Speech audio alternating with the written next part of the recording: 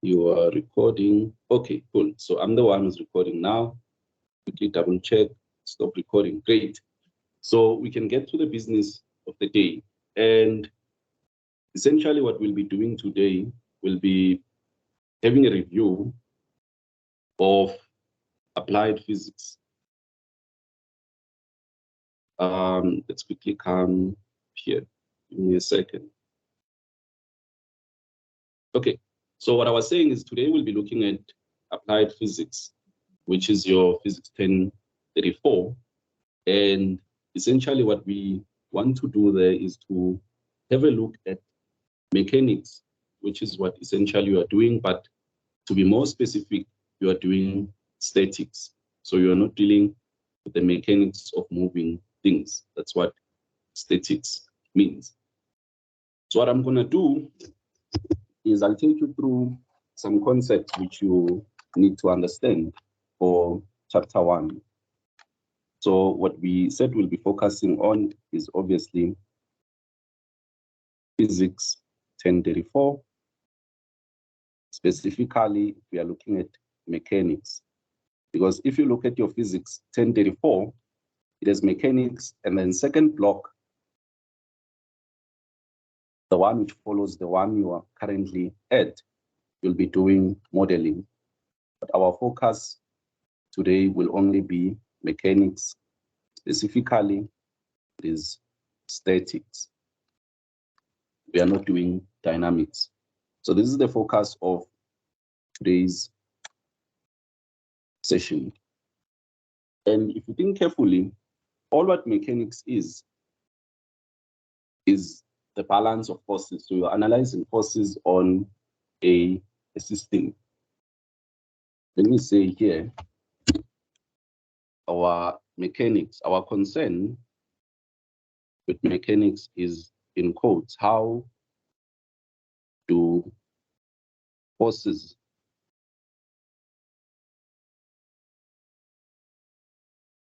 impact the, let me say, behavior of a system. So that's essentially what we are looking at when we look at mechanics, specifically for this course. How do the forces impact the behavior of a system? What force do we need to apply on the system to make sure that the system is stationary? And where it starts, obviously, it starts from the beginning. And our mechanics is focused on scalars and vectors. And I think we all know the two quantities. So the focus is just two quantities.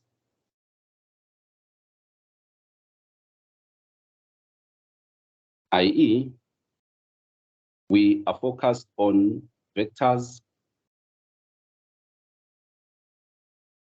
and scalars. And if you remember from long ago, even from high school, what you said is that a vector is what they refer to as a quantity with both magnitude and direction. So right here, this is what you need to note, which you already know. It is a quantity with both your magnitude and your direction. And then obviously, when we look at a scalar quantity, it is just the quantity with magnitude only.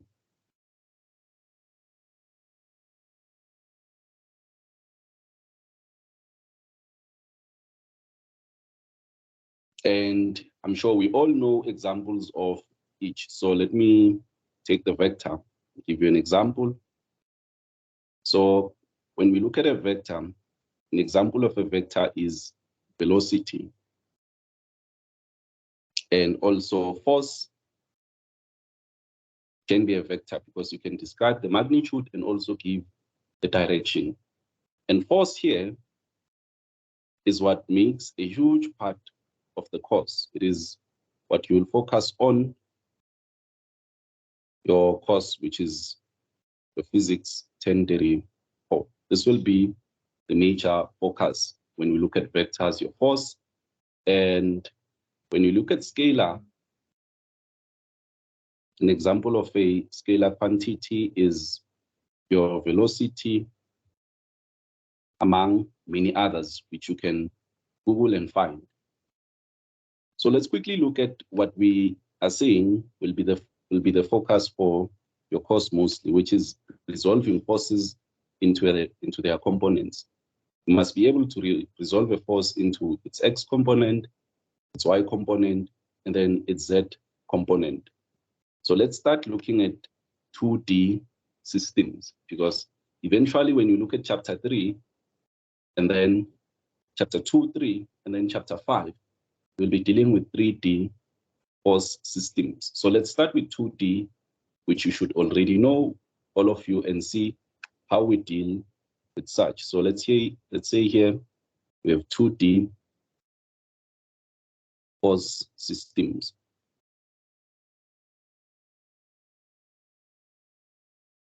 So here I'll give you plenty of examples, and then eventually we make the transition to 3D to be easy. So let's call this example 1.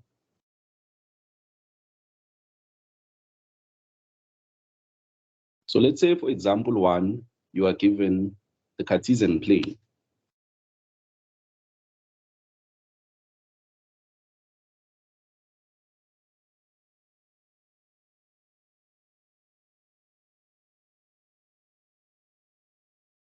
And you have a force here, which is, let's say, 20 Newton.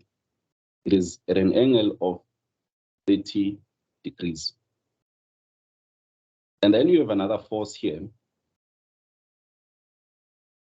Let's use a color which is slightly different. And then you have another force here, which, let's say, it is 40 newtons, and this force is at an angle of 150 degrees. And then the question comes, and they say, let's call this vector V1 and the other one V2. Why is it a vector? It's because we have magnitude and direction. The magnitude is the 40 and the 20 newtons respectively, and the direction is the 30 degrees and 150 degrees respectively. So these qualify to be called vector 1 and vector 2. So if they say we should find, let's say number 1, they say find the resultant vector of V1 and V2.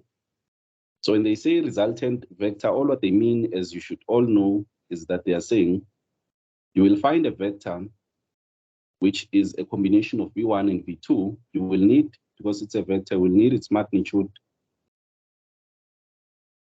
and its direction, which will just be the angle, which will be the angle. And how we do this is by simply breaking the two vectors V1 and V2 into their x and y components respectively. So let's focus on V1.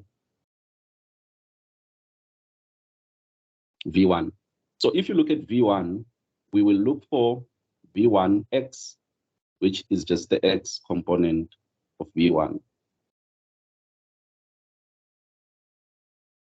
And if you look carefully, we need to decide, because these are vectors, we will call the left-hand side a negative, meaning when we go to the left-hand side, we will consider it as negative.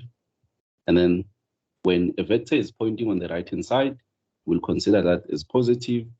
And then pointing up, we'll consider it as positive. And then pointing down, let's consider it as negative. So these will be our directions. So when a vector is pointing downwards, we'll put in a negative to it. So let's look at V1. So if you look at V1, when we want its x component, when we project V1 in this direction or towards the straight line here, Vx1 will point to the left. So the first thing we should do is let's find the angle in between here. And what you know from high school is that the sum of the angles on a straight line is 180 degrees. So if already we have 150, it means we need to do 180 minus 150, which is just going to be 30 degrees for that angle. So now that we have the angle, we can start working. So let's look at Vx, V1x. So when you look at V1x, it is pointing to the left when we project it on the x-axis. So we'll put a negative. Then the magnitude is 40. But this here, the side, compared or relative to the angle, it is the adjacent side. So which means we will use cos there. Cos of the angle, which is there, which is cos of 30 degrees. So this gives us our Vx, V1x. This is the x component. And then let's quickly look at the y component. The y component is obviously going to be in that direction. And that we will call V1y. And since we are going up, we are going to put a positive there. So let's say V1y. Automatically, we put a positive according to the directions which we described here. So we can see the magnitude of the vector is 40, but relative to the angle, which is 30 degrees, Vy1 will be the opposite side. And when you have a triangle and you speak about opposite, and then you use the hypotenuse, you should be thinking of sine. Sine of that angle, of which it is 30 degrees. And this will be our y component of V1. So we can finally find also the x component of V2 and also the y component of V2. So let's quickly look at V2. Let me make some space here.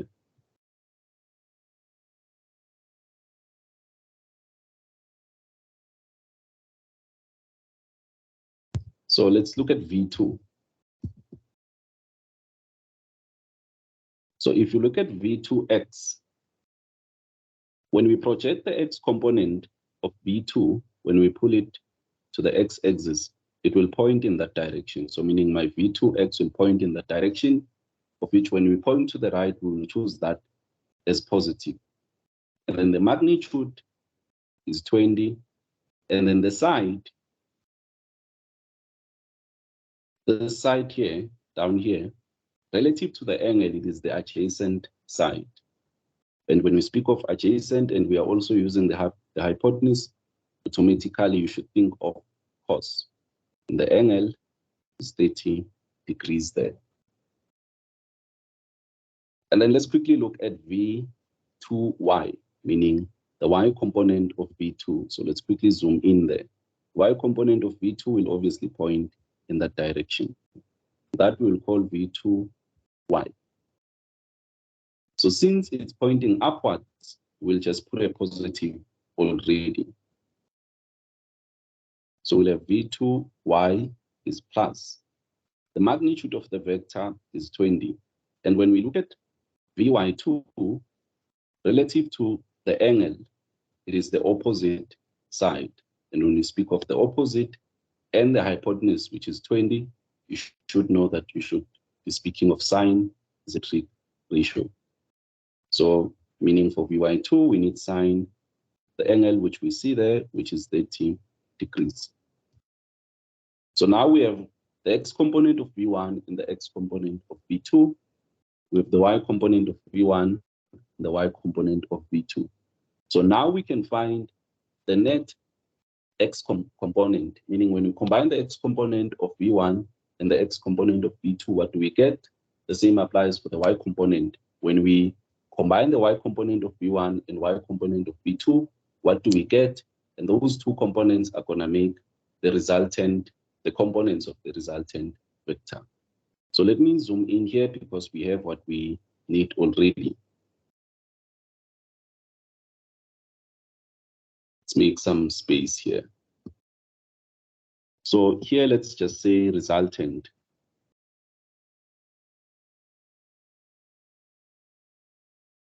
So I'll have VR, which is resultant, but I'm looking at the x component of the resultant vector.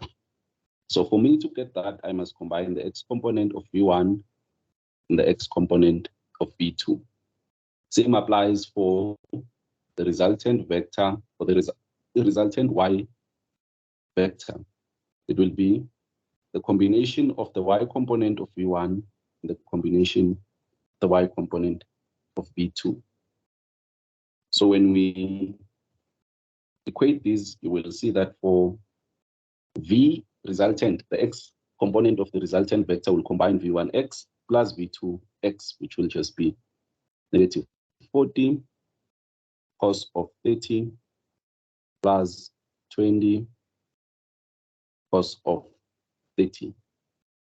And then for the y component, we do the same. It is 40 sine of 30 plus 20 sine of 30. So let's see what these are equal to.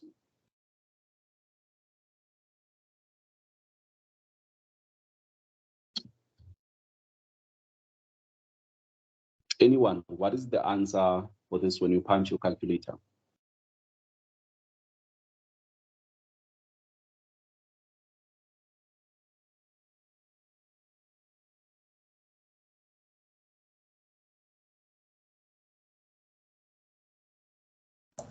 Negative 10 root 3.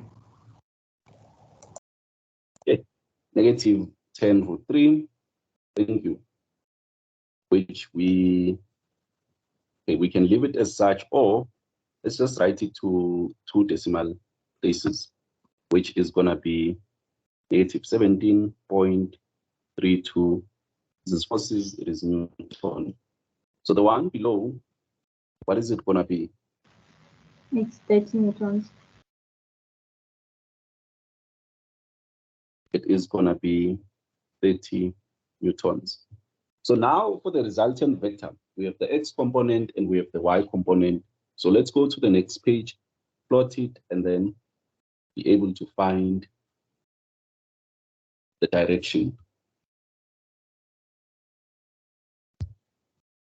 So this is our resultant vector. So let's quickly draw a sketch and see how our resultant will look. So meaning when we sum these forces and try to make them one,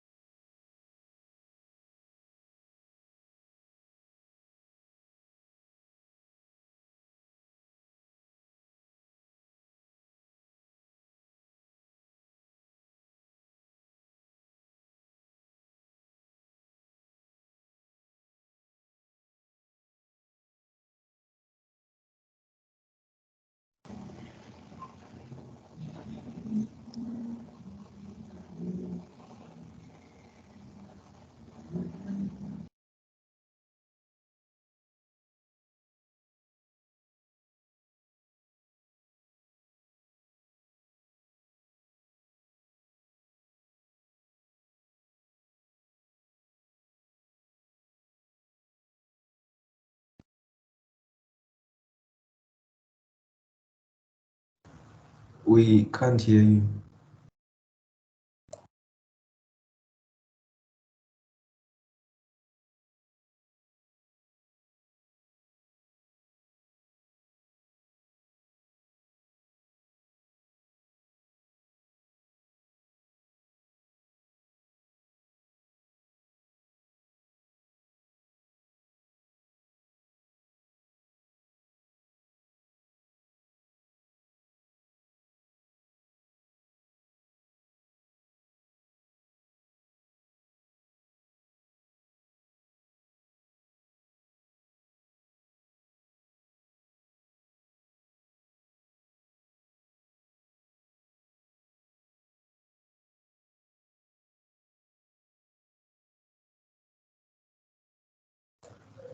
No, we can't hear you. I don't know why.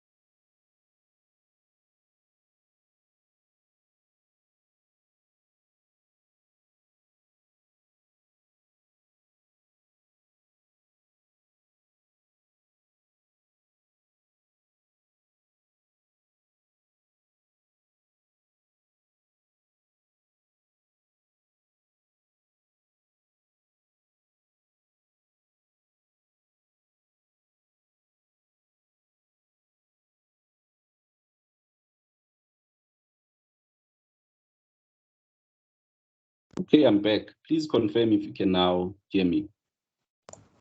Yes, we can. Okay, great. Thanks. So let's quickly go back to what we were doing here. So I don't know what's going on. Is it load shedding, which is affecting the network connectivity? I'm gonna bet it is. So we said what we need to find here is the magnitude of our resultant force. And we said we are just gonna say it is R. And as you can see, the magnitude will be your 17.32 squared plus your 30 squared. And this will equal the magnitude of the resultant force. What is it gonna be? Those who have calculators, please put them to use. They should not be sleeping. So what is the answer gonna be here?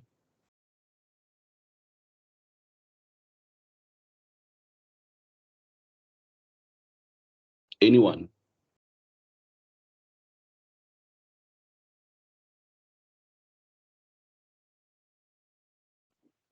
34.64. 34.64 newtons.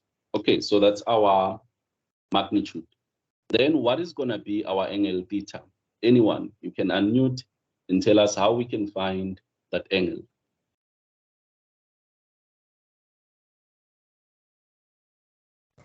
Pythagoras, because we have all the sides. I mean, not Pythagoras. Mm, Um, okay, so tree. tell us how do we then, what do we do from our triangle? We can use trig ratios using tan theta equal to y over x and find theta. Okay, so let me put in my negative here. So we are saying we should say our tan theta is equal to y over x. Please be wary or be careful of where the angle is.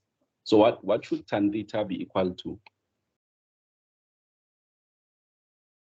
It will be equal to 30 divided by negative 17,32.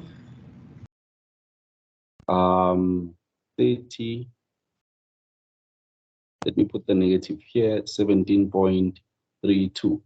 And what is the angle gonna be when you punch in your calculator? It will be negative 60 degrees, or we can write 120 degrees.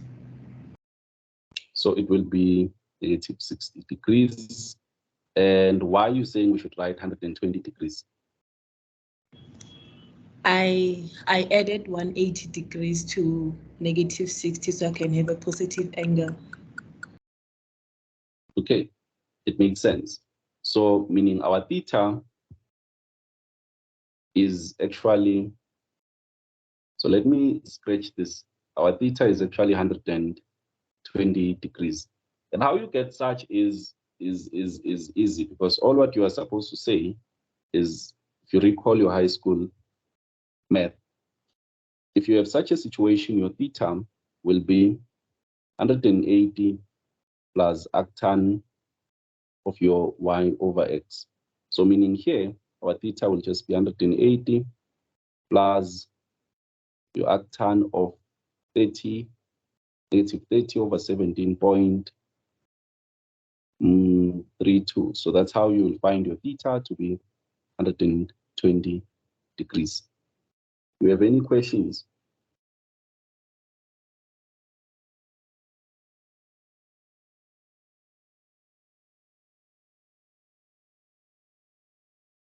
Okay, so if there's no questions, then this is good as done. So what we now have is our resultant force.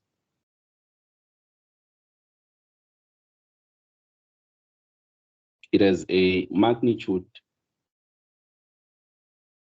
which is 13, not 13, it is 34, which is 34.64 newtons, and its direction, we can say it is 120. So if you give any person who knows mechanics or a person who's studying engineering just like you at Harvard, and we are saying, look, I have a force which has a magnitude of 34.64 and its direction is 120, they will be able to produce this diagram here. Okay, so now that you are aware of 2D forces, let's quickly look at what happens when we speak of 3D. Because when we speak of 2D, we are speaking about a plane which is like this. You have your X here, you have your Y here. That's 2D. You are looking at forces either going up or either going up, down, or to the left or to the right. That's what we are looking for or at when we are looking at 2D systems. But once we go to 3D, you think about it, you are looking at a force, let's go and say here 3D, or 3 dimension. So what we are looking at, the type of forces, we are looking at a force which is going to the left,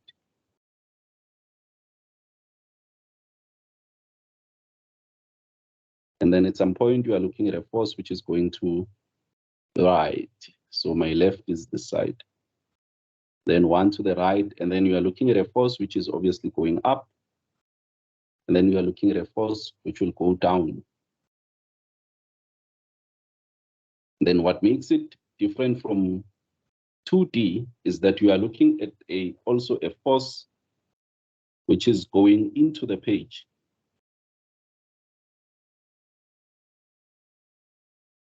And then you will be also looking at a force which is going out of the page.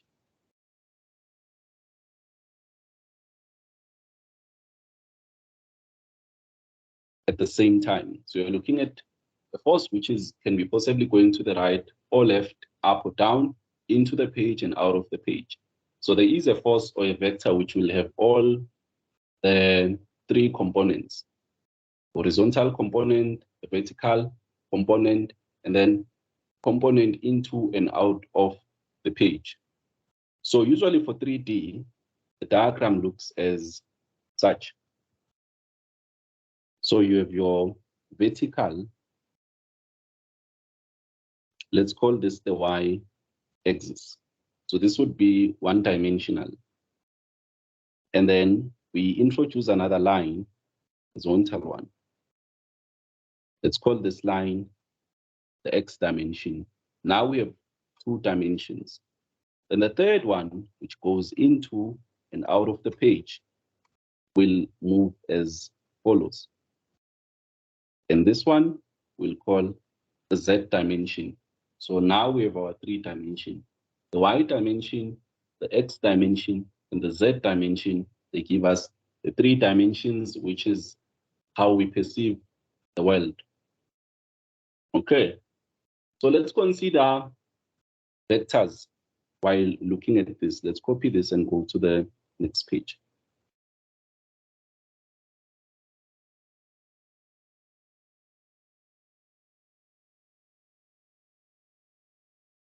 So with this 3D plane,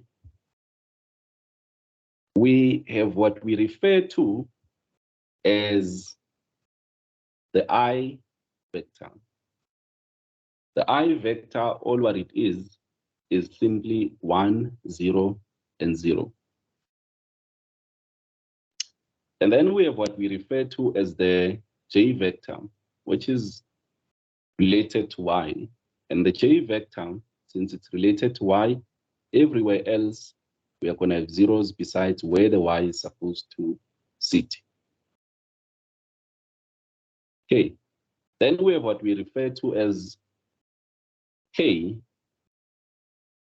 the K vector, which is associated with Z. And Z, we know when we write coordinates, it's usually the third coordinate. So meaning everywhere else, we are going to have 0 besides where there is supposed to be the Z. That's where we are going to put 1. Okay. Which means if we are given a force, assuming this force is 3D, it's a 3-dimensional force, we can write the force as Fx. The x component of the force should be multiplied by the vector describing the x component, which is I. So meaning Fx, it would have I next to it. That's how we would be able to know that whatever which is here is the x component. It is what is multiplied by the I. And then equally so, you could have plus Fy. So the y component should be multiplied with the vector which describes y, which is usually the j vector. So here I would be expecting j. Then let's go to z. Fz, which is the z component of the force. I am expecting that force to be multiplied with the vector associated with z, which is k. So meaning in 3D, we should have all these forces. So when we have a force acting in 3D, we should know that the force has an x component, which is what is multiplied by the I. There's the y component, and it has the z component. Sir, Yes. I was wondering why we don't put the vector sign on Fx, because is it because of the I vector, the unit vector? What do you mean why we do not put the sign?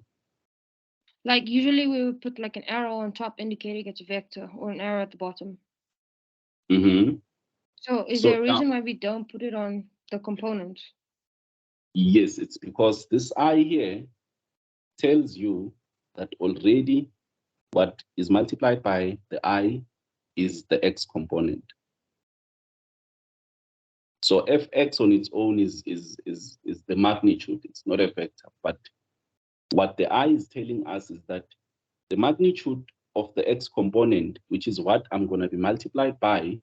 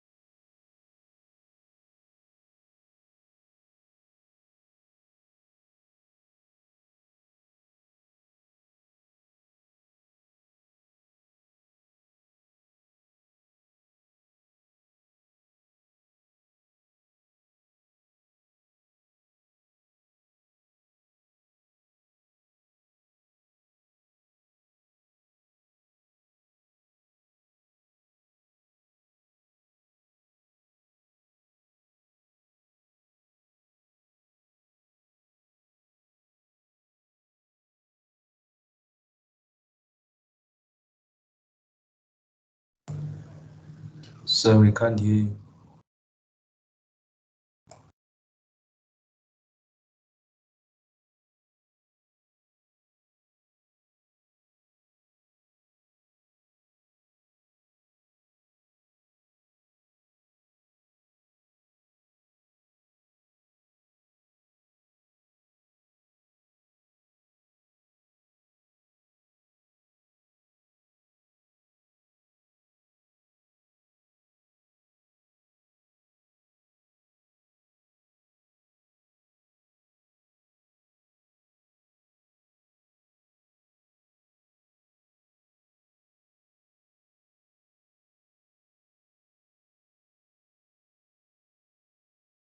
okay, my apologies, I'm back. Can you now hear me? Yes. Yes. Okay, cool. So there's the person who posed the question. So it means they couldn't hear me all along. Did you hear what I was saying when I was saying f of x is the x component of the vector? So we do not need to write it as a vector or underline underneath, because the I is what tells us that what is multiplying me as I is the x component. And what J is saying, whatever which is going to be there, as long as it is multiplying me as J, that's going to be the Y component of the vector. And K is saying, whatever which you see, which will multiply me in any problem, you should know that's the Z component. Does this answer the question? Yes, thank you. Okay, great. So I was saying, if we are given a vector, it's X component, Y component, and Z component. If they ask you for the magnitude will always be the respective components squared and then square rooted. So meaning the magnitude of my vector F, these two lines here, they mean magnitude. That's what they mean. They say the magnitude of F, what is it? I'm gonna square the X component, the Y component, and the Z component, and then take the square root of that. That is gonna be my magnitude. Okay. So with this in mind, let's look at something which they will often ask you, which I think should be what everyone knows. So now that you have your X component of the force, your Y component and your Z component, and you know how to find your magnitude, they can ask you, let me pose this as a question. They can say, what is the direction? Let me see. What is the direction of the force? So I have a question just for that. So yeah, we had a question like that yesterday.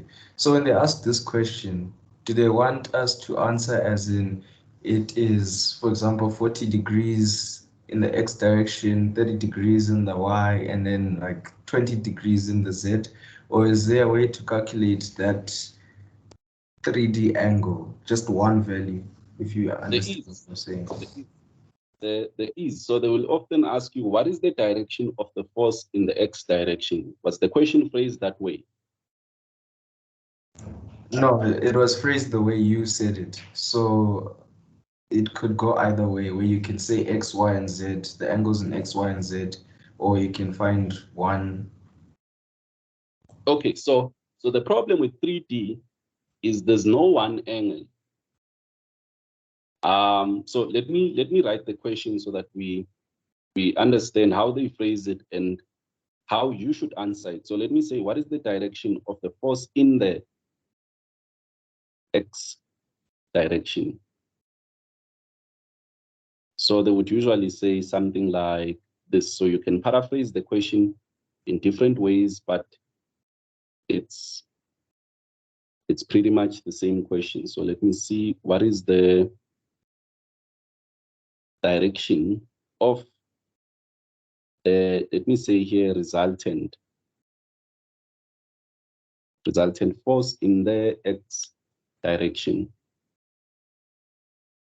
And here, let me draw a schematic, and they can also ask you the same question, but change the direction and say now in the Y direction, now in the Z direction, and in all the other directions. So let me copy and paste the same question, and then we start looking at what exactly are they looking for in human language, which you can all understand. So what is the direction in there? Let's change the X and make it Y. And then we'll also make the one for Z. We paste U, and then where there's X, now we need to put Z. Let's put Z here. So this is the kind of question they can phrase. You are given your 3D force, and then they ask you such a question. So let's draw a sketch, the next page. Let me go with these questions, and then you see what exactly is expected of you when you get such a question. So let's draw our Cartesian plane here. So there's U purple line, which this is the Y, and then let's take the X.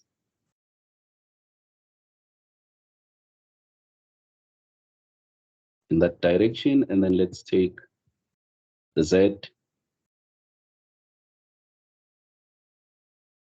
in this direction. Let's put in the X here. So let's say we have a force. Let me look for a color which is bright. Let me increase my font. So let's say we have a force which is starting here at the origin, and it is going in this direction. So that's my force. So if you look carefully, the force makes an angle. So this is my F. The force here, we choose that back to 4 or 20. The force makes an angle with the x-axis. Let's look for darker colors here. It makes an angle with the x-axis, and that's going to be theta x. But at the same time, if you think of this force as acting in 3D, to start it's really hard to draw. Let me push it up a bit. I think this will be better. Give me a second. all need to be on the same page. So let's say the force is going like this. Okay, this is way better. And that's my force. So if you look carefully, the force is making an angle with the x-axis, which is theta x. But at the same time, the force is making an angle, the z-axis, which we'll call theta z.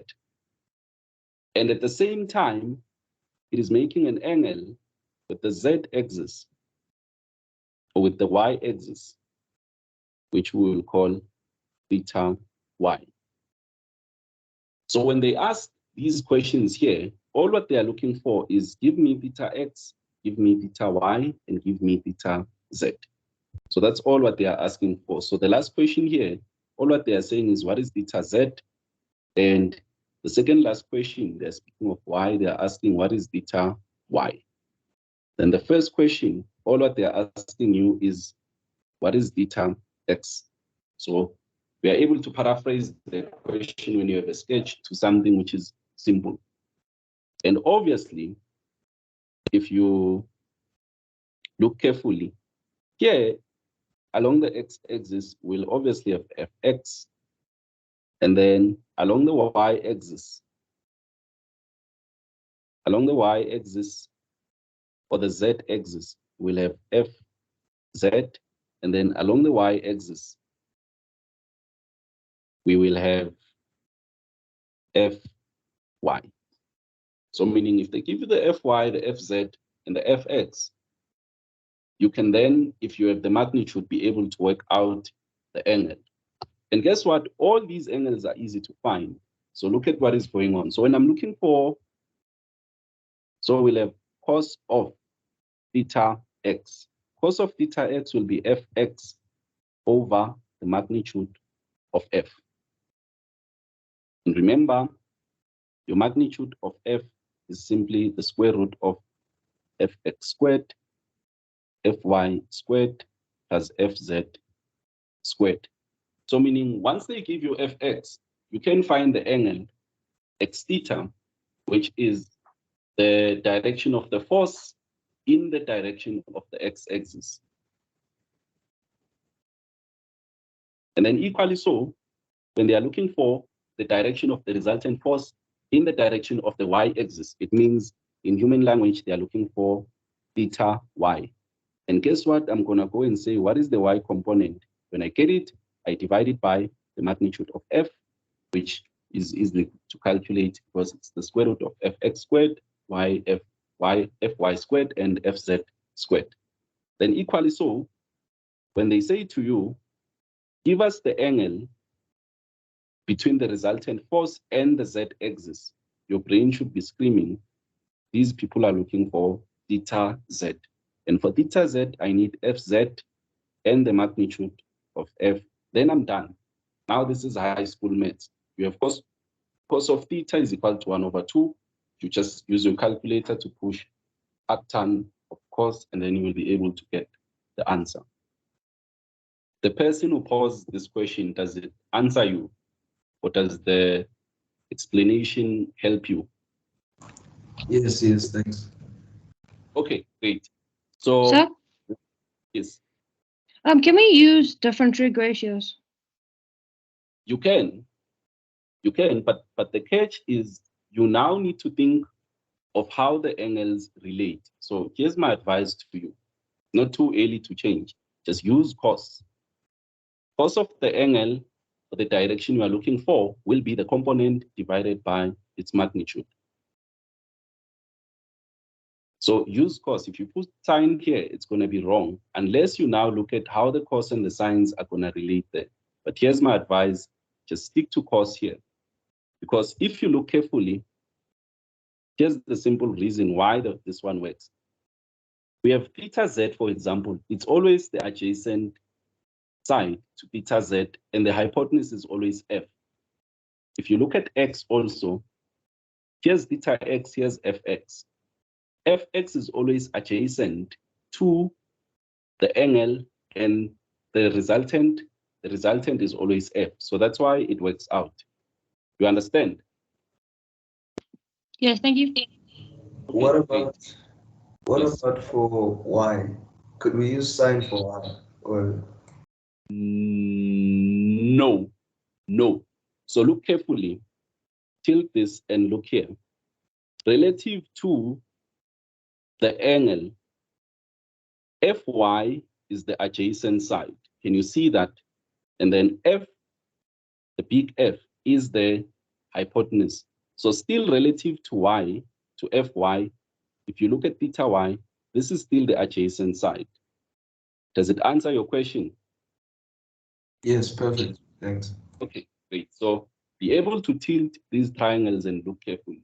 So it's impressive how our high school maths is coming in here and it is attempting to look like rocket science when really it is not. So let's look at an example. We can never get away with just explaining. So let's take, or let's make next. Hello, sir, can I please ask, You can ask. how does this relate to the direction cosines? So these are the directions. So there's a section in your textbook, slip my mind. Is it called the cosine directions or direction cosines? It's direction cosines. Yes. So this is actually what is going on there. Oh, okay. This is the angles they are speaking about. And I remember they then go to an extent. Let me just write that down. They then go to an extent where they say your cos squared theta z plus your cos squared theta y plus your cos squared theta z is equal to 1 if you look at your textbook. And this really is not anything which is deep at all. It's common sense because cos theta z, we know it is going to be fx. Okay, put in the x here. Cos theta x, we know it is going to be fx squared over f squared because now they are squaring. Cos theta y, we know for us to find cos theta y, it means we have fy over f, but because we are squaring, we'll square both of these. And then the same goes for cos theta z, which means we have fz squared over f squared. And if you look here, we have a common denominator. So we can have fx squared plus fy squared plus fz squared divided by f squared. But this here, we know that it is actually equal f squared. And the reason is simple. It is because the magnitude, which is f, it is equal to fx squared plus fy squared plus fz squared. So when you square both sides, square right-hand side and the left-hand side, what you obtain is that f squared will be equal to fx squared plus fy squared plus fz squared. So if you go to your textbook and look carefully, all what they say there is that if you square the directional cosines, you will get 1, the summing them. And the reason is simple. It's for this reason which we are trying to show that indeed they are right. So this sum here at the top, we have shown that it is equal to f squared. So all what you now have is therefore your cos squared theta x plus cos squared theta y plus cos squared theta z. We have shown that it's going to be f squared over f squared, which is 1. So that statement there, which they give you in the textbook, holds because we know our fundamentals and we're able to build to that and show them how they get to such in case they ask us. So what I was going to here was going to an example. The last question, sorry. Yes. So does this relate to the unit vector of the 3D force? Yep, it does. So let me touch on that one a bit later. Is it okay? Yes, yes. Okay, great. So let's quick start with the example before we even go to unit vectors. They will come. So let's look at example what I'll call example 3. So let's say, e.g., let's say you are given a force. You are given F is equal to 30I plus 60J minus 20K.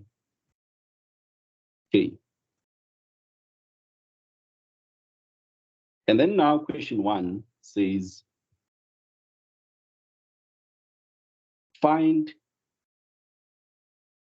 or let me say, question 1 says, outline the X, Y, and Z components of F. And then, so anyone, can anyone please give me the answer here? So they're saying we should outline the X, Y, and Z component of F, meaning the question they're saying, what is Fx, what is Fy, and what is Fz? Anyone, give me Fx, and then your other mate, yes. Fx is 30 newtons. Yep. Fy is 60 newtons, and Fz is negative 20 newtons. Fz is negative 20 newtons. Great. Then let's say for question 2, they say, number 2,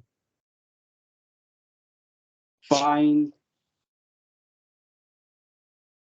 the mode of F. And remember, I said those lines, they mean the magnitude. Okay. So when they say now we should find the magnitude, where do we start? Someone else, please give it a shot. Say, Yes. the magnitude of F is equals to the square root of Fx squared plus the square root of Fy squared plus the square root of Fz squared, which is 30 squared plus 60 squared. You can carry on. Or Fy squared plus Fz squared. Squared, 60 squared plus minus 20 squared. So what is going to be your magnitude of F? The magnitude of F. Got my calculator. Okay, someone who has a calculator nearby, please assist. 70.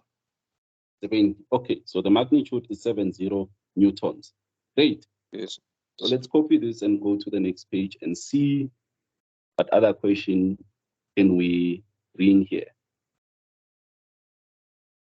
Okay, we need to add more pages now.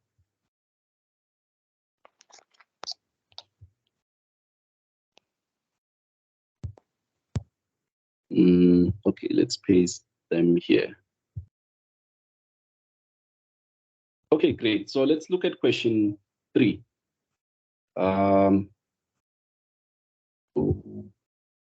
Paste again.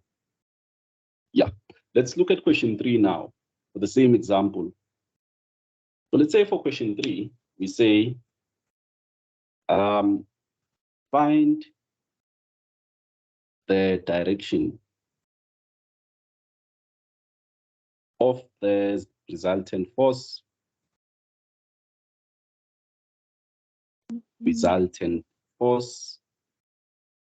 in the direction of the z-axis. So what is our answer to this question? Anyone? Okay, sir. Yes.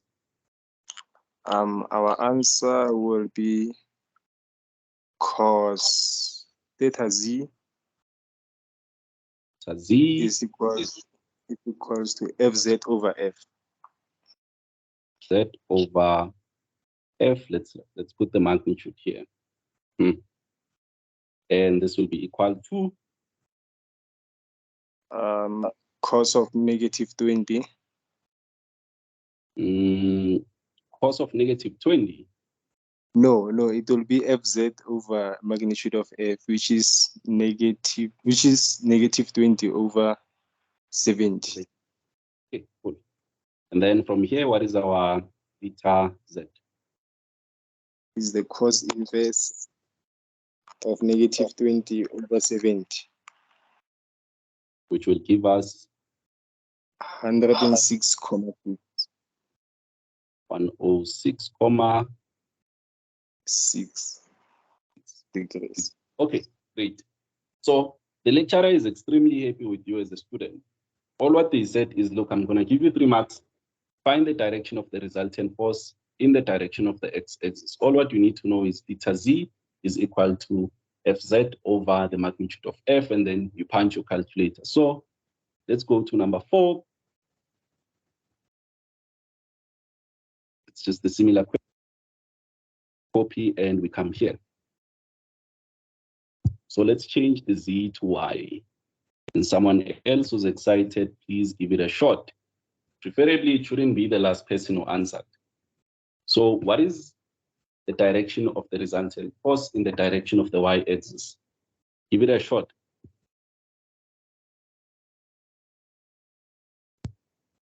Anyone else? Click that unmute button.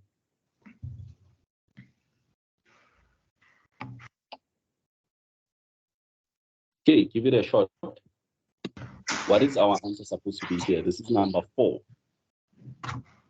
Cos What is theta our- y. Yes, Cos theta y is equals to f at y over magnitude of f. yep. Where And then f at y is 60 and magnitude of f is 70.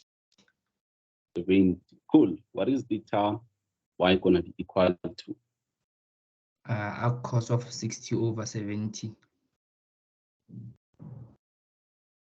Which will give us 31.0. 31.0 degrees. Great. Same Yes. question. Thank you. Same question. Let's change the z and make it an x. Someone else can give this one a shot. This should be number 5.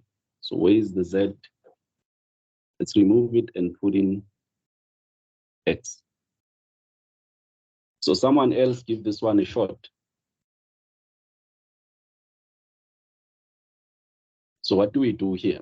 You're looking at this question in the exam. Are you going to keep silent? The answer is no. So what do we do here? It's gonna be cos theta x is equals to fy, the magnitude of f. Please repeat. Fx, the magnitude of f, divided by the magnitude of f, Which is going to be equal to, which is gonna be equals to 30 newtons divided by 70 newtons. 20 newtons. And then theta x is going to be equal to,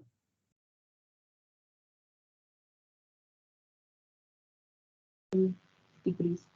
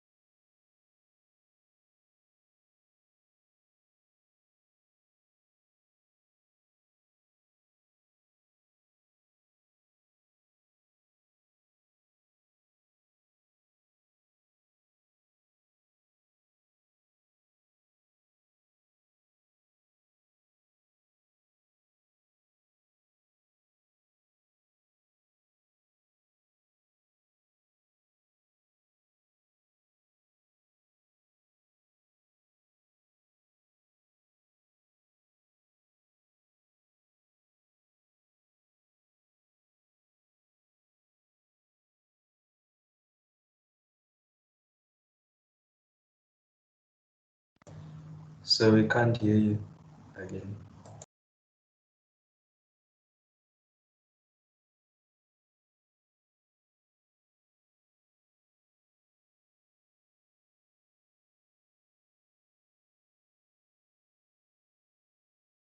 Okay, please confirm if you can now hear me. Yes, we can use it. Okay, great. So if I knew what was going on, I would tell you, but I honestly do not know what makes me to be I'm not even muted. I think it's ESCOM. We need to go and tutor them because they are really affecting us. I'm kidding. So I was saying here, I'm gonna leave my answer as this one, 64.6. And the reason is simple. It is because I've been maintaining, or at least you guys have been giving me one decimal. So here I'm just gonna remove the 2 or round up and have 64.6. So all what I'm doing is I'm keeping the same decimal count or place. Okay, so do we have anyone who has a question on this example? Anyone? Yes, sir. So we said, yes, you can ask. So if like they say find the direction of the resultant force without specifying in which direction, so what are we gonna do? So the resultant force is pointing on 3 axes at the same time. So if they do that, I think what would work best is give them all the directions. Because if you look at this, it has the Z component, it has the X, it has the Y component. So we can't give them one direction unless they specify that in the direction of the X axis. If they do not specify and say just find the direction, we are going to bless them with theta X, theta Y, and theta Z. Does it make sense? So would it yes, sir. So would it be wrong like if you find like the unit vector, since like we know that what we call the resultant force will be the magnitude of the force multiplied by the unit vector. So I don't know. Okay, so let's quickly go to the unit vector. But to answer your initial question, they ask if they just say find the direction of F and they do not specify in which direction, give them all the thetas. Give them theta X, theta Y, theta Z. But if they say in the direction of the X axis, if you give them theta Y and theta Z, you deserve a 0. Okay, so let's quickly go into unit vectors and hopefully we'll answer some of the questions which some of you have.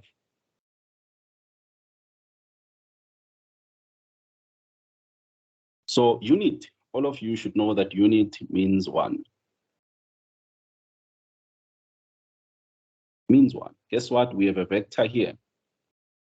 So 1 plus, or now we are speaking about 1 and we are speaking about a vector. So a unit vector, essentially, let me say here definition of what they refer to as a unit vector. All what it is a vector with magnitude equaling 1. That's all what a unit vector is. So meaning, as an example, let me make some space here and write this more neat. Is a vector with the magnitude equaling 1. So you guys know very well that we said we're looking at a vector, let's say V, and we have Vxi plus Vyj plus Vzk. The magnitude of V will be the square root of Vx squared plus Vy squared plus Vz squared.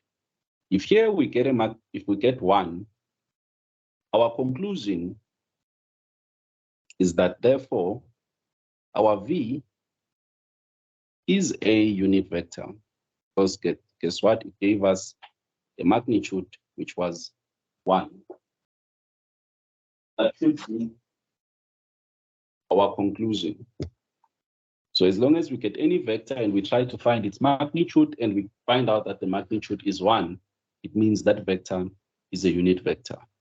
So let's look at a quick example of that. So let me call it example 5. So let's say you have a force. F is equal to, let me see. Your F is equal to, give me a second, let me think. Your F is equal to, let's say, 30 over 70I plus 60 over 70J minus 20 over 70K. So if now they were to ask, is this a unit vector or not? There's only one way you can know it's a unit vector. Find its magnitude and see if that magnitude will be equal to 1. If it is equal to 1, then it's a unit vector. If not, then it is not a unit vector. So let's say here the question is, they say, is F a unit vector or not? And the only way you can find out is we need to find the magnitude of F. So the magnitude of F will be, let's come here, the magnitude of F will be the square root of, remember, the x component squared, the y component squared, and the z component squared. So meaning we're going to do 30 over 70 squared plus 60 over 70 squared plus negative 20 over 70 squared. Anyone, please give me the answer to this. The answer is 1. Okay, the answer is 1. So this is impressive. So since the answer is 1, and our definition of a unit vector, we said it is a vector with magnitude 1. So we can therefore tell them that, therefore, F is a unit vector. It is a unit vector because we said a unit vector is a vector with magnitude 1. And guess what? Here's our magnitude, and we obtained it as 1. So we can tell them that this is a unit vector. So let's consider another example, example 6, and then we can consolidate this here. So example 6. So let's say we have F is equal to 2 over 3 I, see 3I plus, let me say 5 over 2J, and then plus 4 over 7K. And the question now is this a unit vector or not?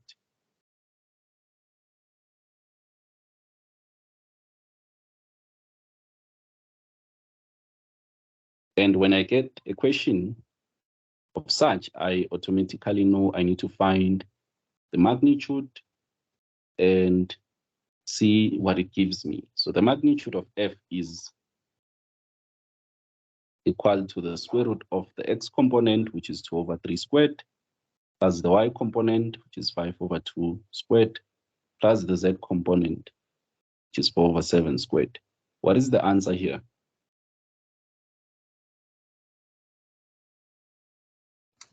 Anyone? 2.6. The answer is 2.6. 2.6, and 2.6 is not equal to 1. So therefore, the F is not a unit vector.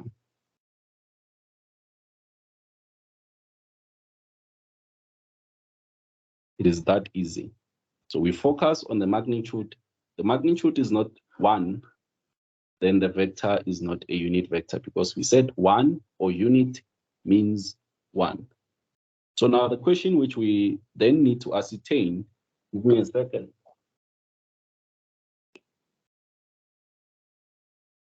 So the question which we then need to ascertain is, how do you make a vector to be a unit vector?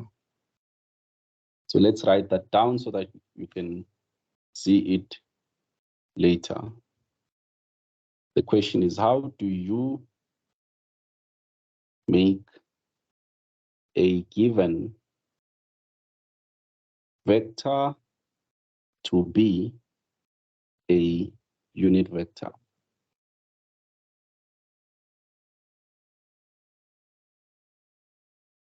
And the answer is easy. So let's take an example, or let me rather say answer.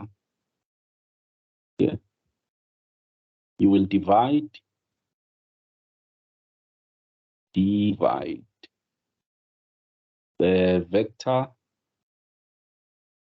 by its magnitude. That's all what you need to do. So let's consider an example.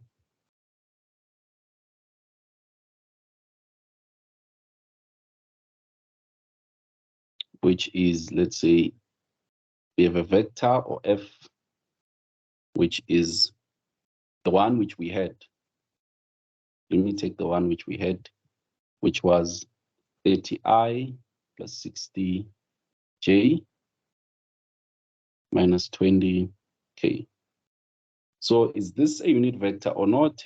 It is obvious. We need to find its magnitude. And if you remember the magnitude we already have, which is 70. So since the magnitude is not equal to 0, not 0, sorry, not equal to 1, therefore our f is not a unit vector.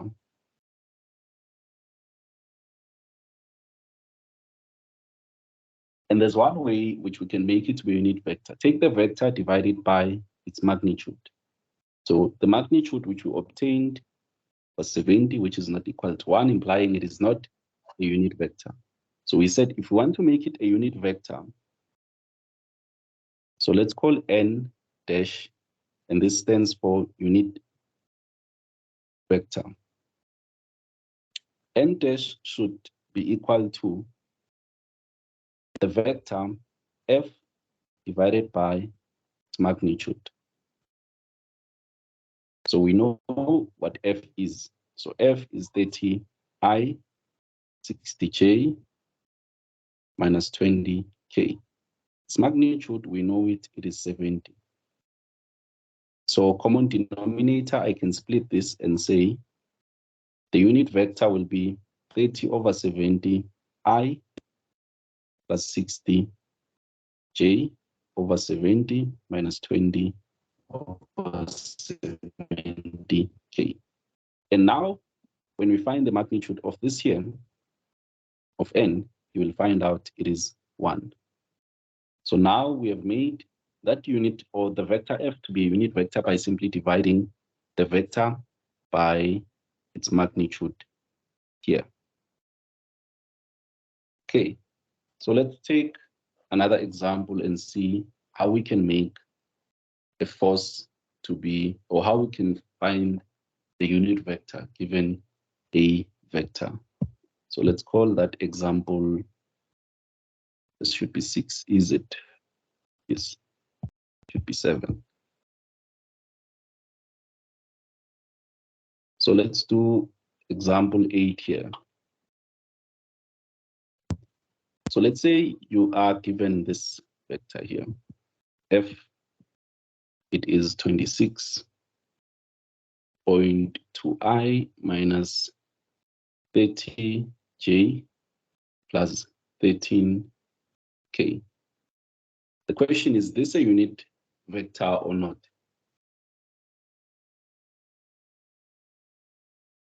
Anyone? Sir, Is this a unit vector or it is not? it's not a unit vector. Okay, so this is not a unit vector because when we find the magnitude, it will be the square root of 26.2 squared plus negative 30 squared plus 13 squared. What is the answer here?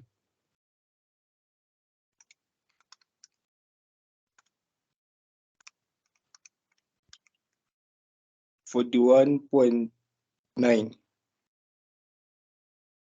41.9 newtons. And for it to be a unit vector, its magnitude must be equal to 1. Here it is not. So therefore, our F is not a unit vector. Guess what? We can make it to be a unit vector n by taking F and dividing it by its magnitude. So which means we have 26.2i minus 30j plus 13k. We will divide by the magnitude, which is 41.9. This you can separate because you have a common denominator and have 26.2 divided by 41.9 I minus 30 over 41.9 j plus 13 over 49.9 k. So anyone, please give me the x component after dividing.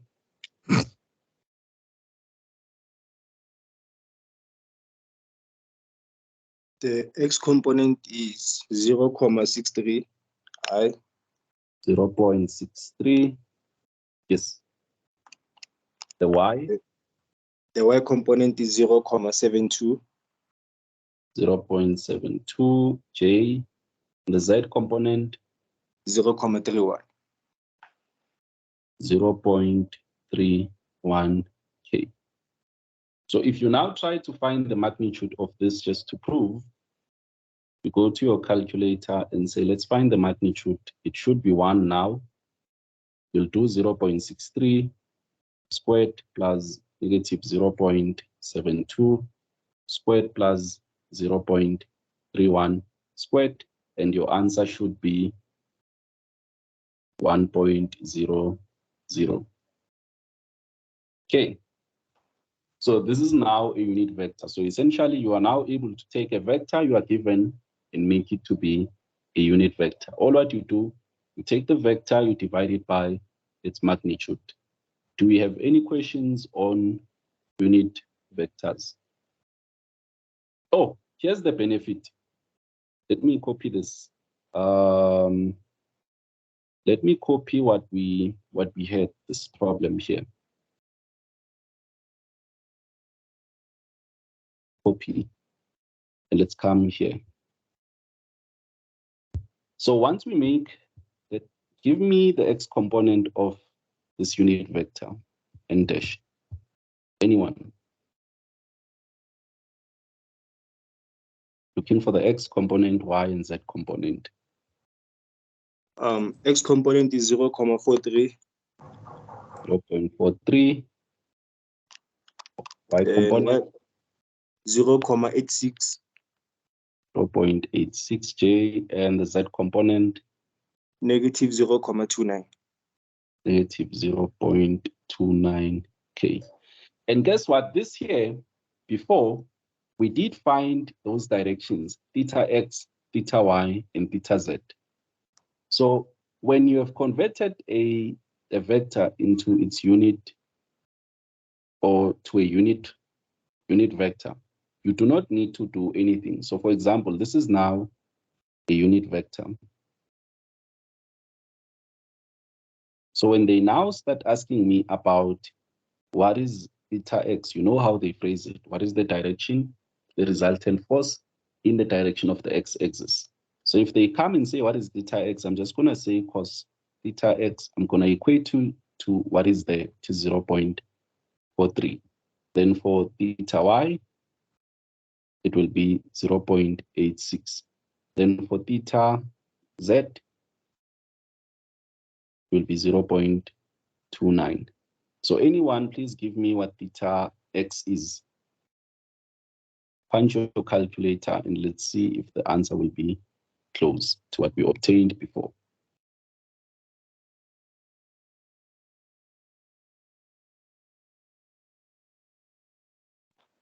Theta x is 64.53. 64.53. Okay, let's do that. 53. 3, and then theta y. Theta y is 30.69. 69, and then theta z will be Then theta z, which is negative 0.29, will be 106.86. 0.86. So if you check the previous values, they are very close to these ones. The previous calculated values. Let me quickly go back and see if that's the case. So we have 31, which is 30 point something, 106. And where is the last one? 64.6. Okay, so the values are very close. It's just rounding off problems which you are facing here. The takeaway is essentially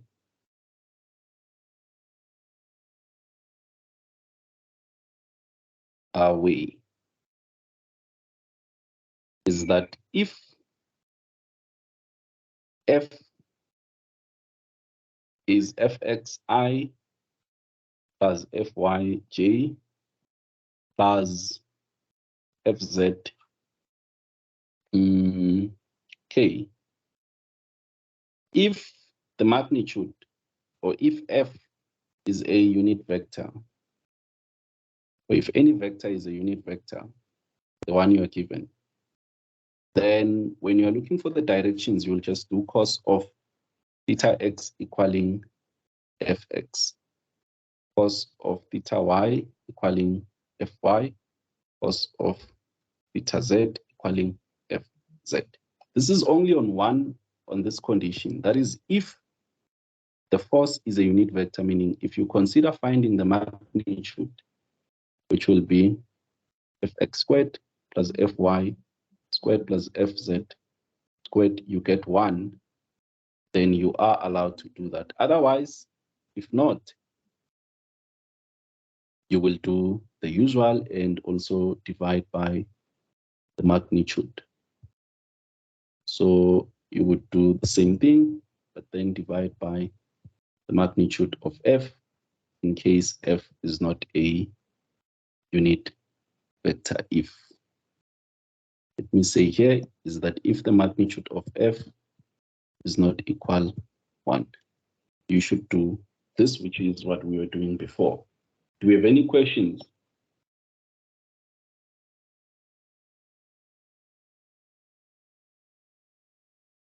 Can you guys still hear me? Yes, Yes, sir.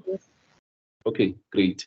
So if there's no questions here, I'm gonna tap into essentially what you will need for your chapter 2. Okay, which is you'll do moment. I won't do a moment problem because you haven't done it. I think what is useful on that one is for you to recall what we call talk. Me at these pages, and then we wrap. So there's what we call talk, or let's call it moment. Talk or moment, which is basically a force which results, or it's centered around rotation. So let's say, for example, there's a point here, and we have something which is like a beam. And then this point here, it can rotate. So if I apply a force here, force F1, and your friend applies a force here, force F2, and the distance between here and here is x1, and the distance from there to there is x2. There's a few things which we need to do for us to make sure that this is stationary. Remember that we said you are looking at, for this course, you are looking at statics, which means the aim is to keep things stationary. That's the aim. So although your friend is pushing up and you are pushing down, you want to know how much force should your friend apply and how much force should you apply given the distances, such that that point which I said it can rotate, it does not rotate. And if you remember, you must be careful with direction. So we'll choose, let's say, going down as negative, meaning the torque which is clockwise, we'll choose it as such. Okay, let's leave even that. Let's take down as negative and up as positive. So at the end of the day, we want zero torque on this thing. So what we will do is that we will say our F1, since it is going down, we'll put negative F1 and then multiply it by the distance it is from the point of rotation, which will be x2. And then plus F2 is going up, so we choose it as positive.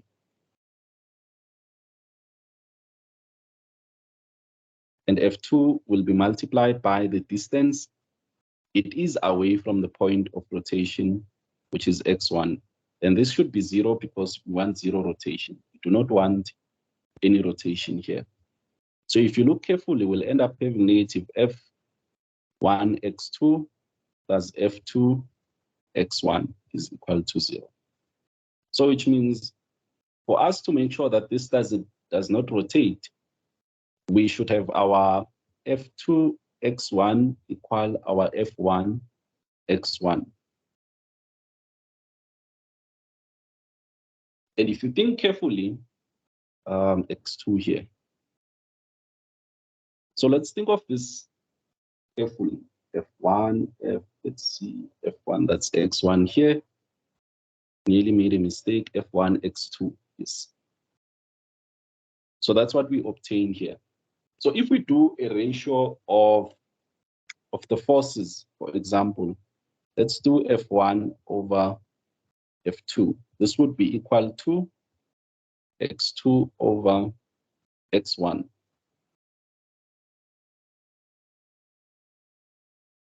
So that's what we have. So for this not to rotate, the ratio of the forces, the force applied by you, because you are F1. This is you. This is your friend. All what this says is that the ratio applied by you, or the ratio of the forces applied by you and your friend, if you can make it to be equal to x2 divided by x1, this thing will not rotate.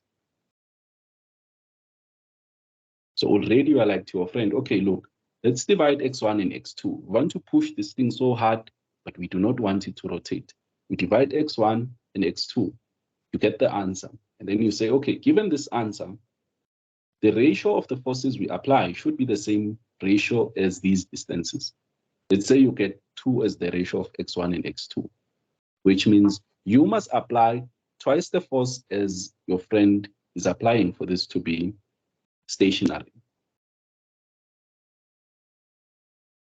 Okay, so wait. F1, F2, this is F2, F1.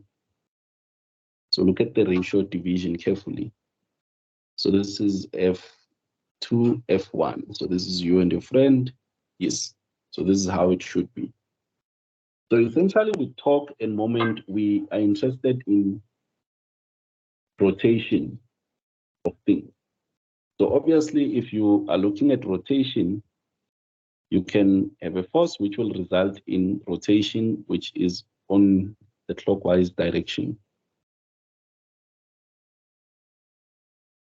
And you have rotation, which can result in the anti-clockwise direction.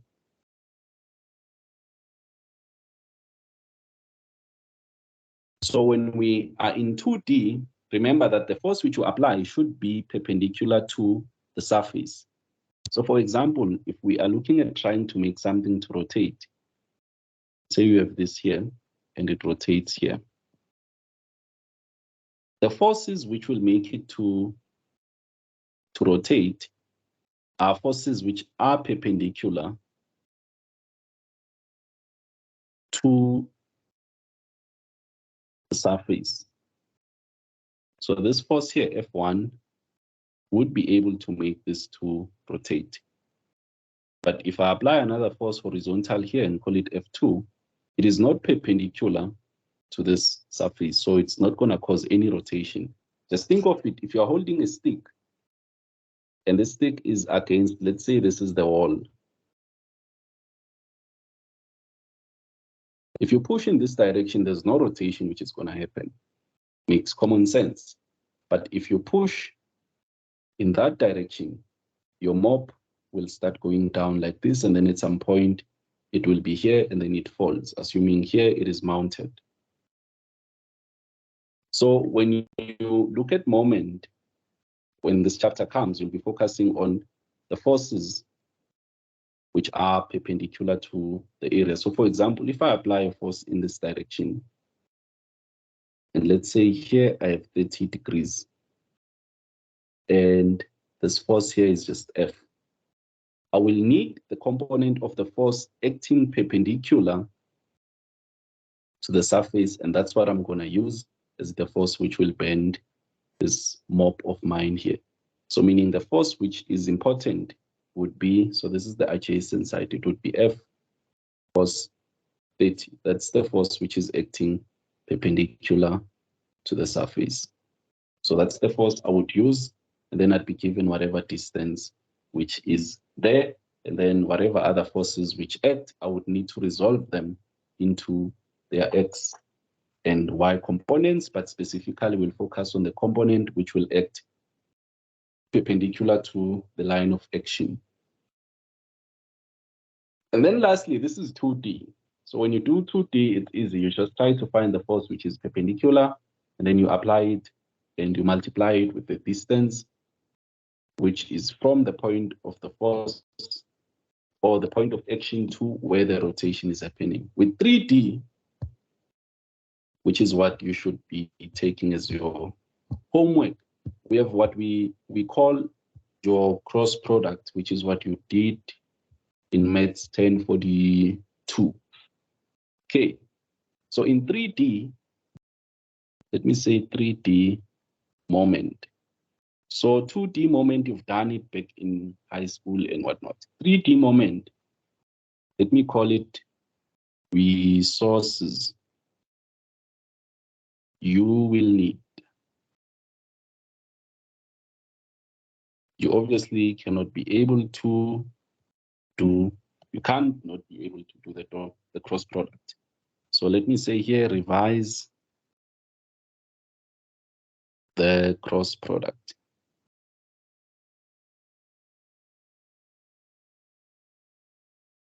And also know how to make a vector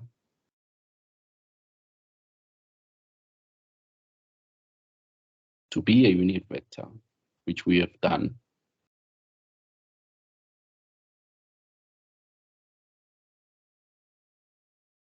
So if you know these two, and obviously you know your trig ratios, but you know your calculators. So this is chilled.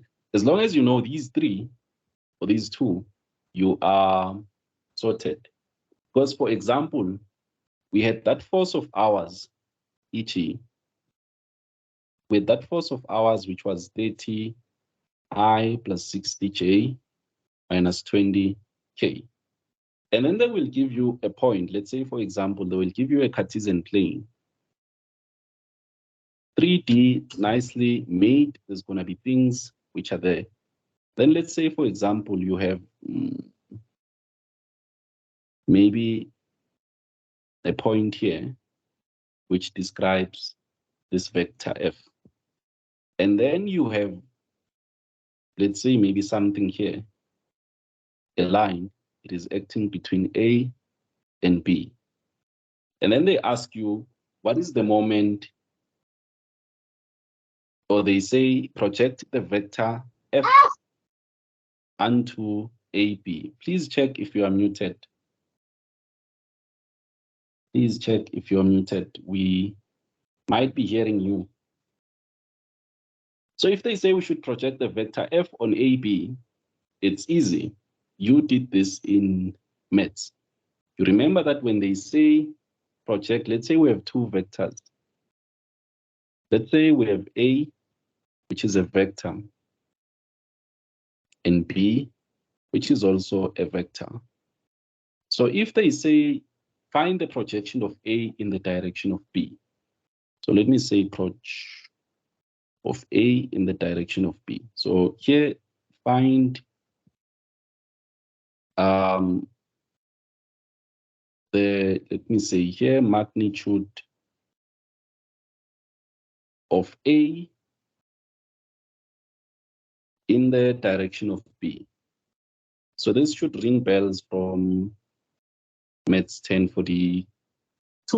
So all what this would be, the projection of A in the direction of B, we would do the dot product of A and B and then divide by, since they are saying in the direction of B, we'll divide by the magnitude of B. Okay, so if they say find the projection or the magnitude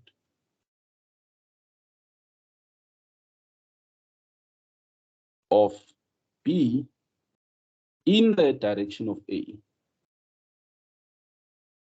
direction of A. So look carefully. We are saying in the direction of A, meaning we're going to do A dot B divided by the magnitude of A. So this will be the projection of B in the direction of A, meaning I need to do A dot B. Then since they are saying in the direction of A, I will divide by the magnitude of A.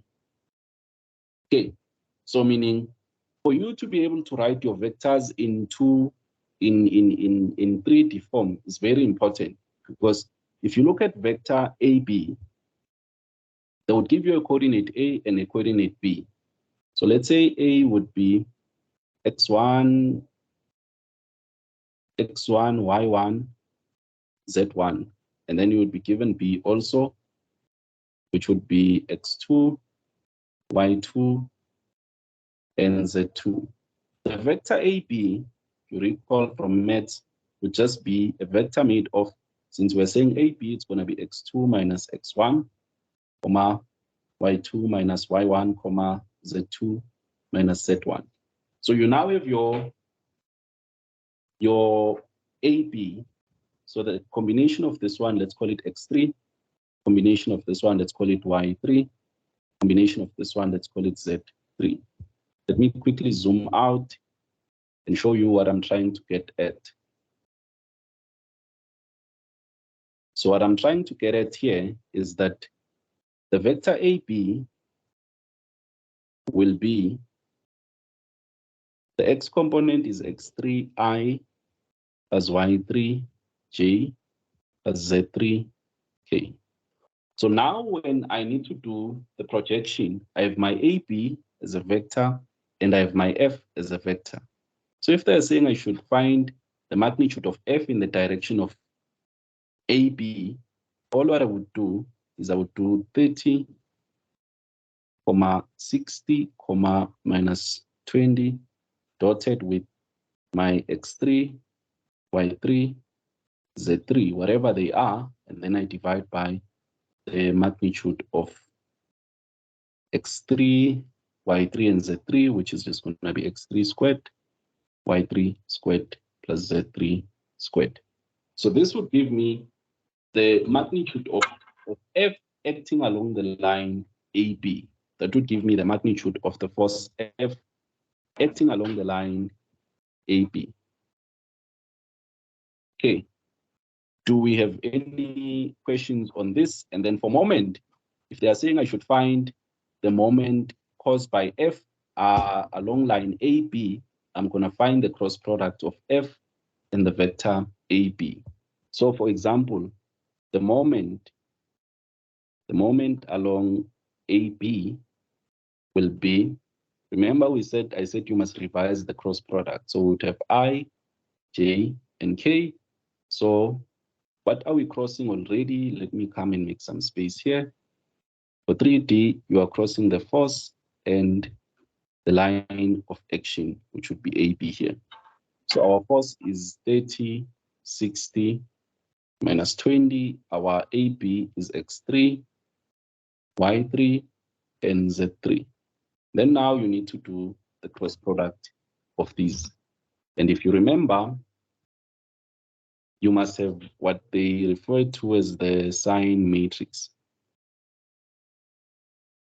which is plus, minus, plus, minus, plus, minus, plus, minus, plus. And all what the sign matrix is saying is you choose this row here, first row. And for you to find the X component, you must make a cross where there's I. Okay. And what is left is what we are going to find the cross product of, which all what it means is multiply these two and subtract the product of these two. So which means my MAB will be the I component, which is what we crossed. It will be 60 times Z3 minus Y3 times minus 20. This would be the I component. Then let's look at the J component. The J component, the sign matrix is saying I need to put a minus, so I'm going to put a minus. For the I component, it says I should put a plus, so I'm going to put a plus. So let's go and cross out the J now. There you go. The J has been crossed. Then we open the brackets. We erase what we had. So what is left now is the 30 and that, and then and that one, and that one. So we'll multiply the 30 cross product. A cross looks like this, isn't it? That's a cross. So we'll multiply the 30 with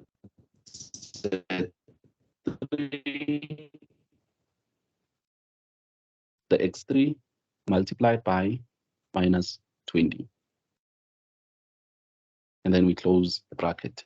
Then we go finally to the K term.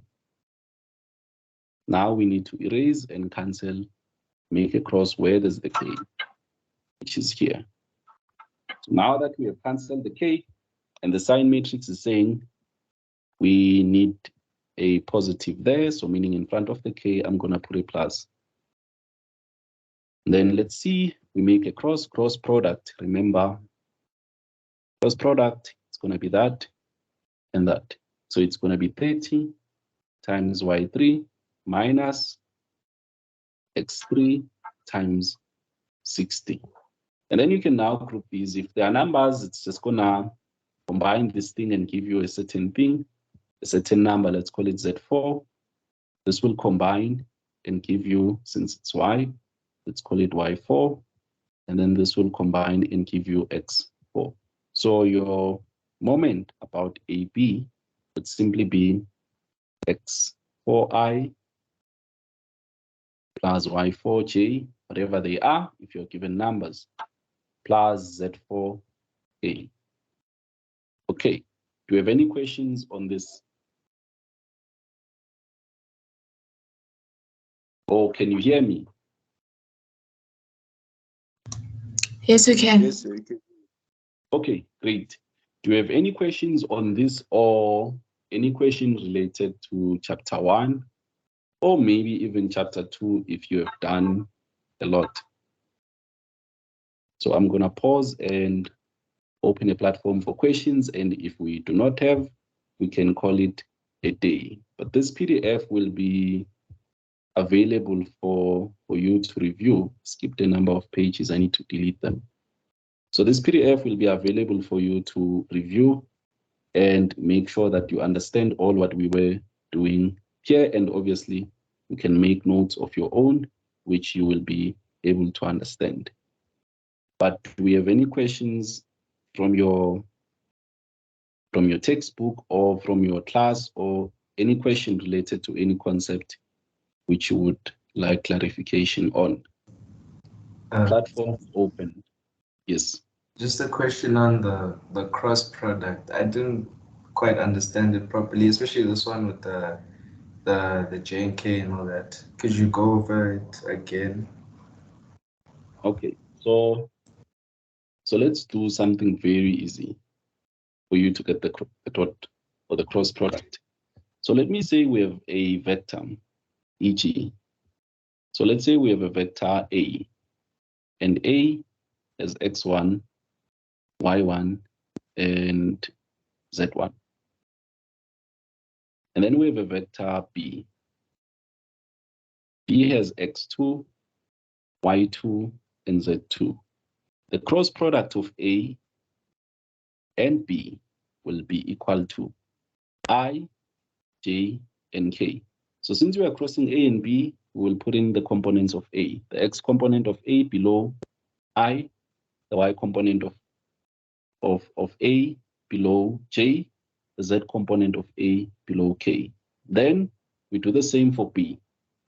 X component of B below I, y component of B below J, z component of B below K.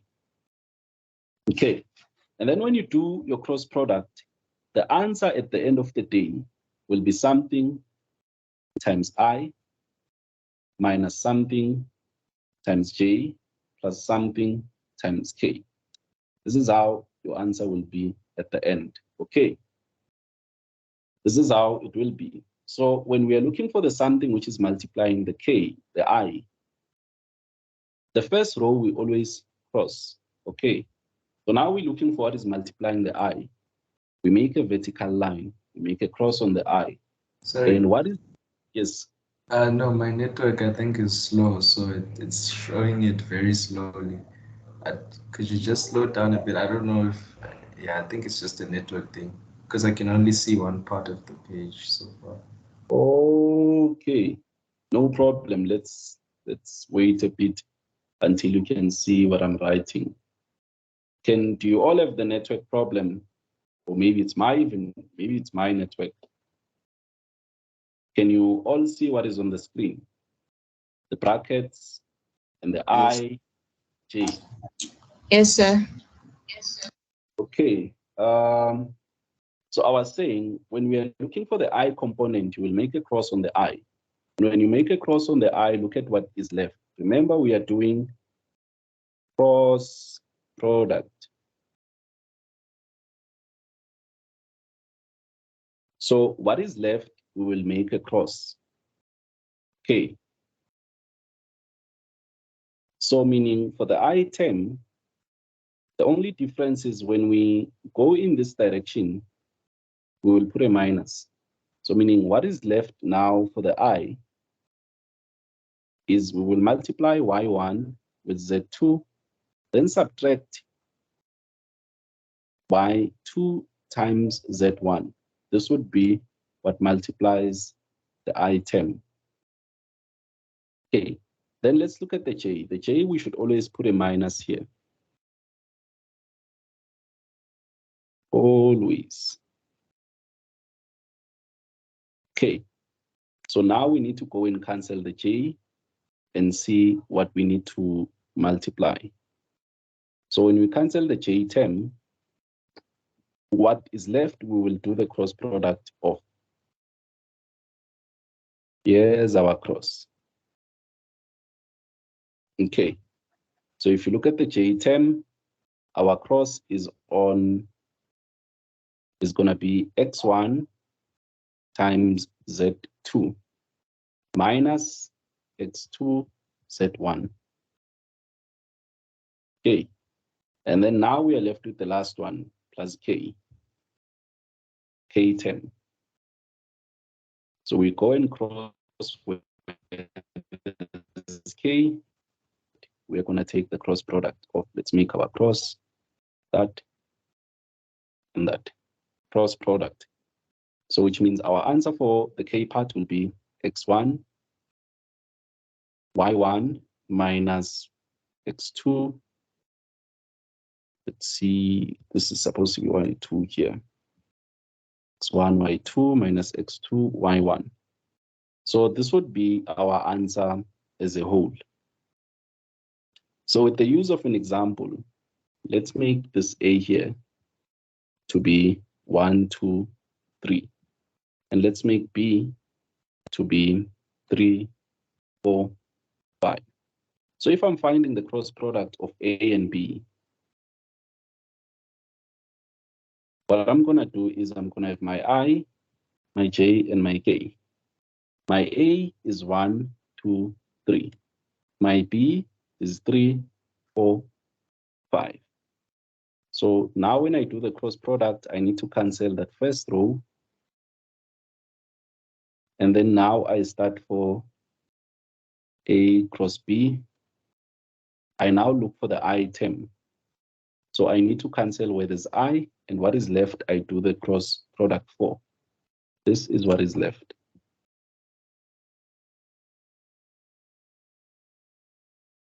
So meaning I'm going to need to do 2 times 5 minus 4 times 3.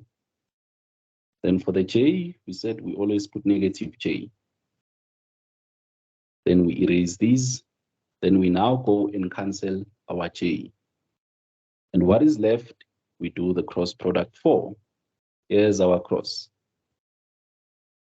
So which means we do 1 times 5. Do 1 times 5 minus 3 times 3. Then we look at the K1.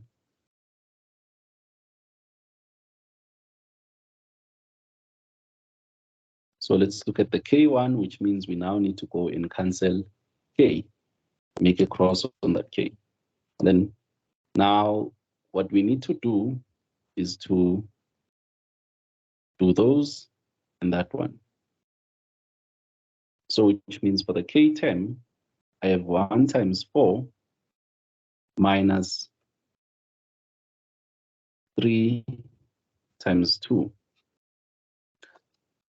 So now we can do the simplifying of these things. So we have the I, 2 times 5 is 10, minus 4 times 3, which is 12. So we get negative 2 minus J. Inside we have 1 times 5, which is 5, minus 3 times 3, which is 9. So 5 minus 9 is negative 4. Plus K. We have 1 times 4 minus 3 times 2, which is 4 minus 6, giving us negative 2. Finally, the cross product of A and B is negative 2I, positive 4J, and minus 2K. This is our answer.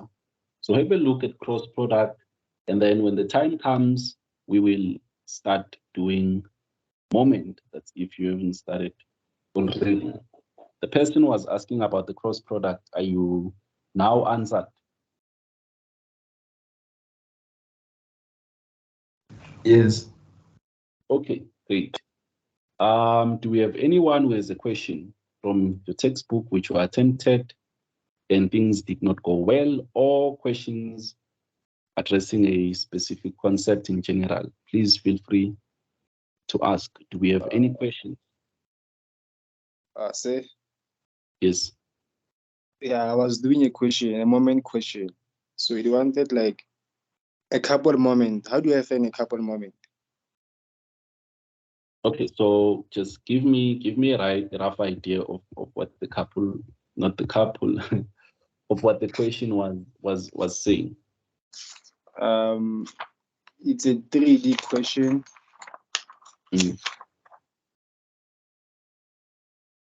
They said like at the origin, O was at the origin. So they said I must find a couple MO. So essentially what's going on there is with couples, I don't know the specific question. Let's say we have let's say this is a bar. And then you have a moment acting, let's put the center maybe here. You have a moment acting here, and another one. You can't see my screen. Yeah, I can see your screen. Okay, cool. You have a moment acting here. So a couple moment, if I remember well, is a moment which can replace, let's say, two moments, but still have the same effect as the two. So it's more like it's one which you can calculate to replace the two, but have a similar effect as those two. But now it's one. I think in your book, I can't recall the sketch already. They have something like D, and then if this is F1 and this is F2, let me see if the forces are equal. I don't remember how they tried to present it, but I think if we can work out the specific problem, we can, because the book, at times it makes the notational explaining certain things a bit complex. But essentially your moment is one moment which can replace two moments, but still have the effect which the two would have. Does it answer your question? So like if if I have two forces, like the moment, the couple forces, I'm going to find the moment of the other force and the moment of another force. Or how I'm going to solve it. So you'll find the moment due to, let's say, F1 and then F2, and then find the combined moment, which would be the combination of the moment due to F1 and F2. Then depending on where you want the moment which will act as one, where you want it to act, you can then take that distance, divide into the sum or the moment of the two. Then you would get a force which you could place at one point, which would have the same effect as moment as the force which was F1 and F2, and consequently, they are different moments. So here's what you can do. In fact, share that question in the group, and I will answer that question, because I think some people have not dived into moment. So it would need to be explained very well, and it would need another session to kick start. But essentially, for moment, you need to be able to deal with 3D forces, be able to find their angles, be able to make a force a unit vector, and be able to do this projection, which I was talking about here, specifically this here. This is very important. Yes. You will see the more you do moment problems. So let's focus on the basics, and then with time, we build up, and then believe me, moment problems are very easy. Even a 7-year-old can do them. Okay. Yeah, thank you.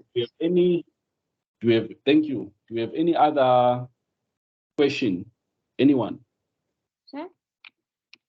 Yes. I was wondering if you could define a directional cosine. How do they define it on your textbook? Give me that definition, and then I'll try to define it in human language. I'm not sure. Let me just check. Please.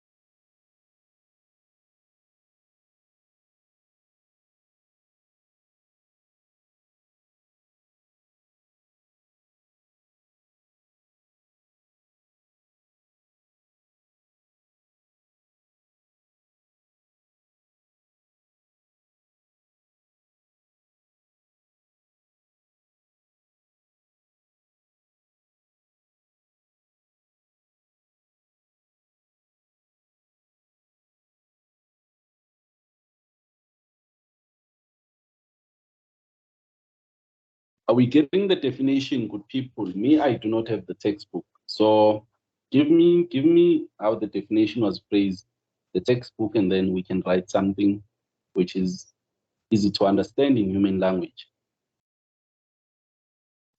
Alternatively, I can drop a refined definition in the group. Do we have any other questions, or is the person still looking? I'm still looking, but I can't seem to find it. Do you mind just dropping that definition in the chat? Or the Okay, no problem. So I'll share the PDF in the groups, and then I think the last page I'll just refine the definition such that it's easy to understand, especially given how we have been working. So I'll try to tie it with the work which we have been doing, and hopefully it will be easy to understand. Thank you. So, yep. So if there's no questions, I think let's call it a day. And thank you for attending. And I think you should also thank yourself, because it's Saturday and people are doing all sorts of things. So it will definitely pay off in the long run. So if you are happy, please give me the thumbs up, clap those hands. I want to see many of them here in the screen. Okay. I'm happy that we understood what we were doing. So what we'll do is the video will be shared, the link to the video recording in case you joined late, and also the PDF. So if there are no questions, then let's call it a day. There's always some time to have a chat and probably have another session again. So take care and have a great one. Someone raised their hand, you can shoot.